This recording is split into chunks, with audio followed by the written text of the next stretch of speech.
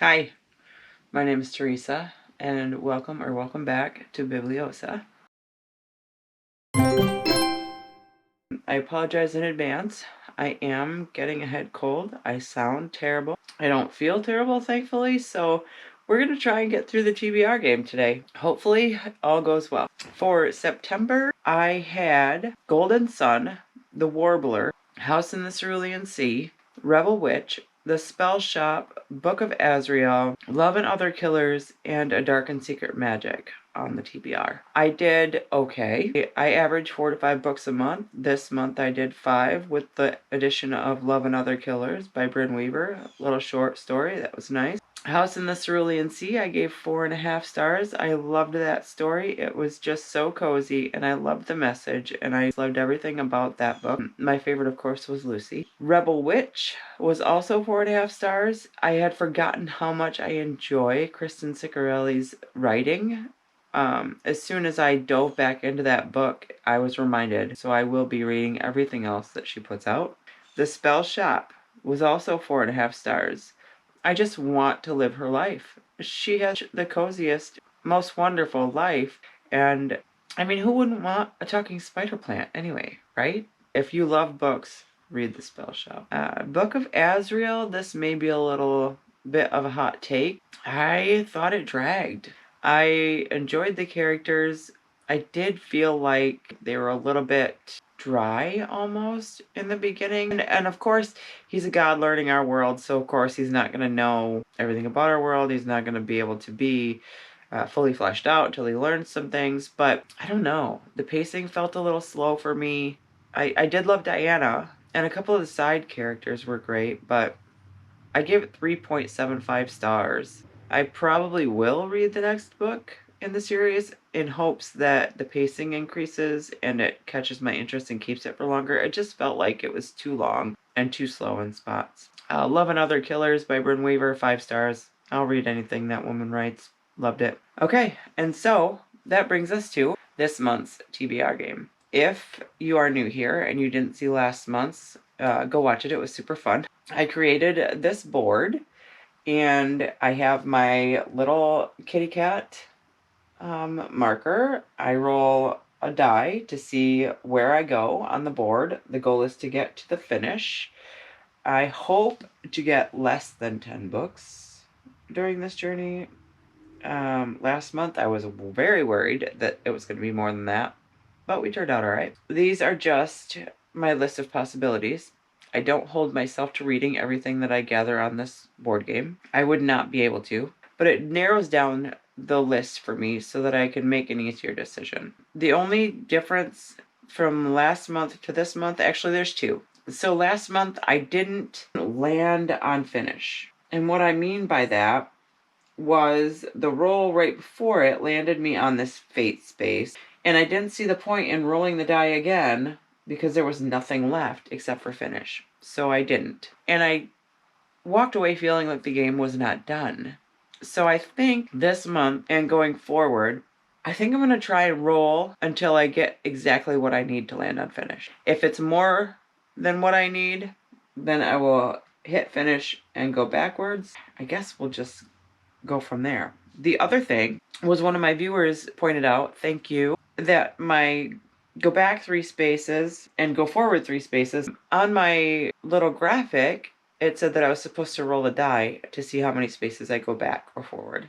And I just went 3. And that happened because I was debating on whether to make it a set number of spaces, that 3 per icon, or if I wanted to roll the die to see how far I would have to go. I think I'm going to stick with the roll the die because it makes it more interesting. And I won't always get the same icon when I go back or forward. So those are the 2 changes. Like I said, we're hoping we get less than 10 books. I have a ton of spinner wheels. I'll explain it as we go. Let's go. All right. 3. 1, 2, 3. The star is a free space. So we'll take it. Starting out nice and easy for sure. Okay, let's go. 6. 1, 2, 3, 4, 5, 6. This is a fate space. And fate says that we roll the die. If we roll a 1 or a 2, we remove a book. If we roll a 3 or a 4, there is no change. If we roll a 5 or a 6, we add a book. Since we don't have any books, I guess we're kind of hoping for a 5 or a 6. A 2. Well, I don't have any books to remove, so I guess we're moving on. Interesting. All right. Another 6. 1, 2, 3, 4, 5, 6. Okay. This space means return to start. If I had books already, I would have to keep all of those and just continue on gathering. Since I don't have any yet, I'm kind of glad that I landed on this one so that I can maybe accumulate some books on the way through this time. So, back to start. 3. 1, 2, 3. Free space again. So, let's just see. 4. 1, 2, 3, 4. Okay, so this is one of those roll the die to see how many spaces we go backwards. So let's see how many we actually have here. We have 1, 2, 3, 4, 5, 6. Okay, so that works out well. Let's see how many we're going backwards. 1. Okay, prompt jar. I don't know how many I have in here. Probably at least 90. I think I made just over 100 and we only took maybe 5 or 6 out last time. So let's see what we got. Colors do not mean anything. A book with a one-word title. I am going to go with Conform by Ariel Sullivan. Releases October 14th. Says, in the far future, one young woman finds herself torn between two loves and two sides of a rebellion boiling under the surface in the first novel of a sweeping dystopian romance trilogy. Centuries after a catastrophic world war nearly decimated the human population, a city arose from the ashes, ruled by an elusive and technologically advanced group called the Ilum. At 27, Emmeline lives in limbo, wasting away her days in a job sorting ancient human art for destruction and waiting to be selected as a mate for a procreation contract. Where others look forward to being chosen, Emmeline has never felt like she fit into a society where a person's worth is determined by constantly monitored genes, health, and the ability to procreate. She has struggled to keep her discomfort secret, but when she is finally chosen, her mate is revealed to be a member of the Ilum named Colin, a man who seems to be harboring secrets of his own. It is the first time an Ilum has taken a mate in decades, leaving Emmeline and others baffled as to why she was chosen. Soon she is swept into the dangerous game of courting, filled with ball gowns, lavish dinners, and watchful eyes, where one wrong move can mean elimination. While parts of this elite lifestyle are unexpectedly appealing, the more embroiled she becomes, the more she sees its dark underbelly and a rebellion rising in secret. Colin is confusing, both cold and protective, and worse, she finds herself drawn to the very last person she should be falling for, Hal, one of the resistance leaders. As she draws closer to both Colin and Hal, the Ilum exercise their power in increasingly brutal ways, forcing Emmeline to question everything, most of all whether she'll have to give up her heart and even her life to stop them. Well, that sounds good. Now, let's see. 3. 1, 2, 3. Fate. Again. So, I roll a 1 or a 2, I remove a book. A 3 or a 4, nothing changes. A 5 or a 6, I add a book. A 1. So there goes Conform. Maybe I won't be reading anything this month. Or it'll be an entire mood reading month. 2. 1, 2. So this is a forward. Last month was forward 3 spaces. Now, it will be roll the dice and see how far we move forward. 2. 1, 2. And this is also a remove a book space. Oh my gosh. If we get all the way to the finish with no books, I don't know what I'm going to do. Do I play it again? I'll have to play it again, I think. Well, no book for that. 4. 1, 2, 3, 4. And this is a swap book. And I have no books to swap. So, moving on.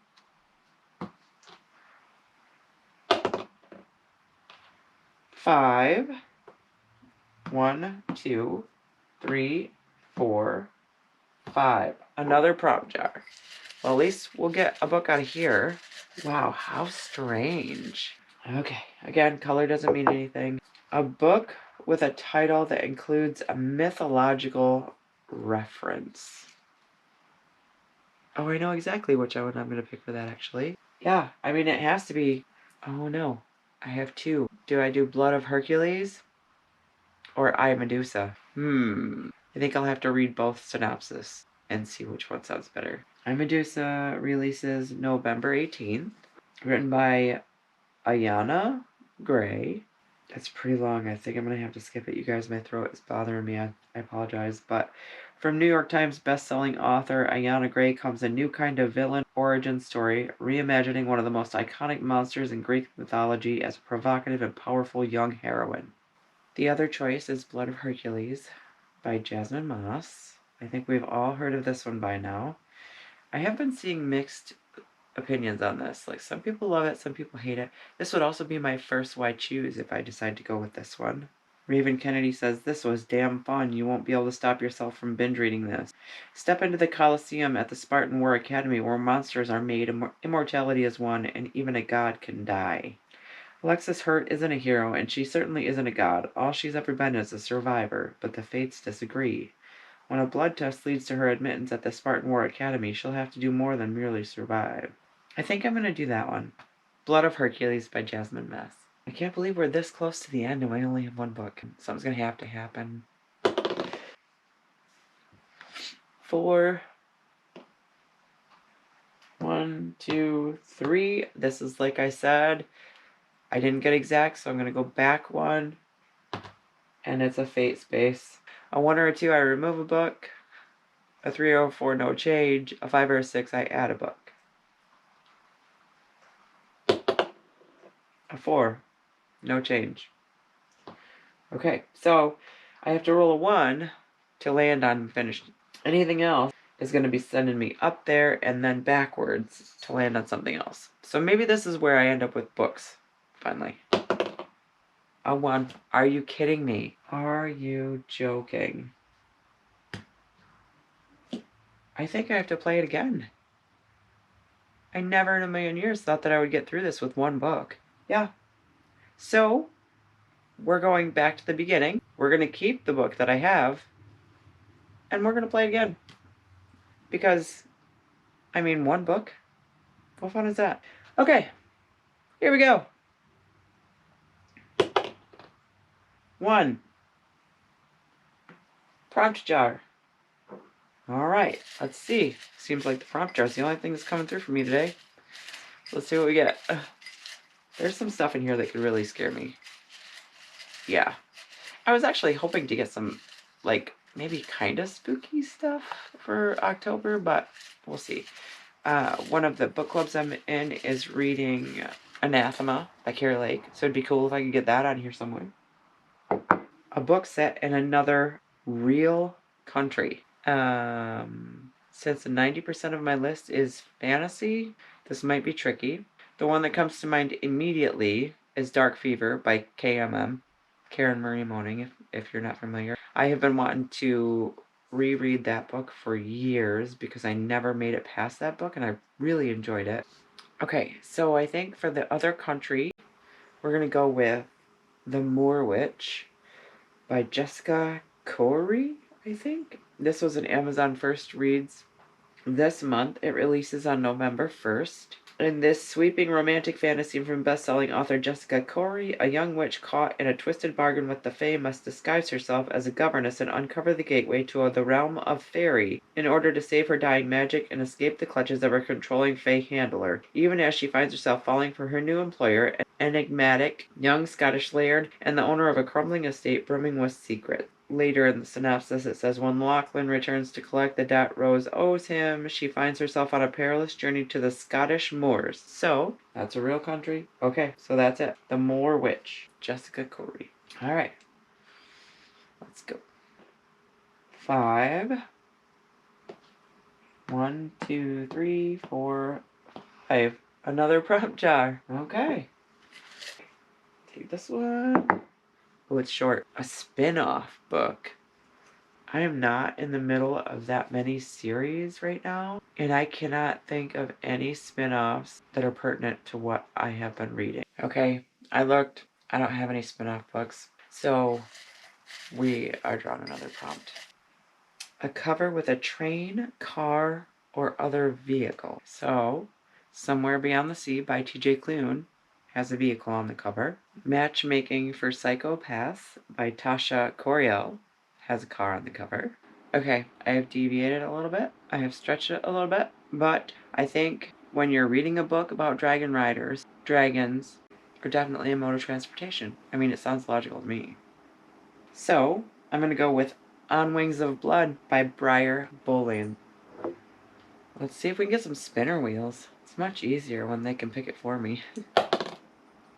4. 1, 2, 3, 4. Another prompt jar. Well, at least we're getting some of these out of here. Alright, we have a book with a human and non-human relationship. Okay, for a book with a human and non-human relationship, I'm going with The Dead Romantics by Ashley Poston. I really enjoyed 7 Year Slip, and I've been looking forward to reading another Ashley Poston book, and I think this one is going to be perfect for the season and this prompt. Okay, maybe we can get something other than a prompt jar? I mean, maybe? We at least have 4 books now, but they've all come from prompt jar preps. So, 3. 1, 2, 3. Oh, remove a book. So far I have Blood of Hercules, The Moor Witch, On Wings of Blood, and The Dead Romantics. I really want to read The Dead Romantics. That's staying. I really should read On Wings of Blood, because everyone seems to love it, and I have not read it yet. And The Moor Witch sounds pretty good for spooky season. I guess that means Blood of Hercules is going. I feel like that one has been on my TBR and off my TBR. Probably not that you have seen, but in the past 6 months, a lot. Okay, let's see. 5. 1, 2, 3, 4. Hey, guess what? Another prompt jar. How kooky. And honestly, if you're still here, thank you. Thank you, thank you, thank you for sticking around. A book with a title that includes a location. A title that includes a location. Maybe this will be easier than I think it will. Well, I mean, technically I could use Somewhere Beyond the Sea, because it's kind of a location. Now I feel like I'm just trying to make it easier on myself. I was going to say Kingdom of Tomorrow by Gina Showalter, but a kingdom is a location, but it's not very specific. Second Grave on the Left is very specific. Definitely a location. Wow, that series has been on my TBR forever. I think I read the first one 5 years ago or something.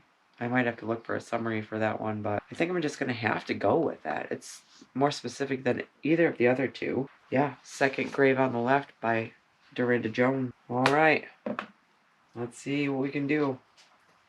Hopefully something other than a prompt jar. You guys are probably getting bored, I'm sorry. 5. 1, 2, 3, 4. 5 is a free space. Okay. Now I need a 2 to land on the finish line. And I get a 2.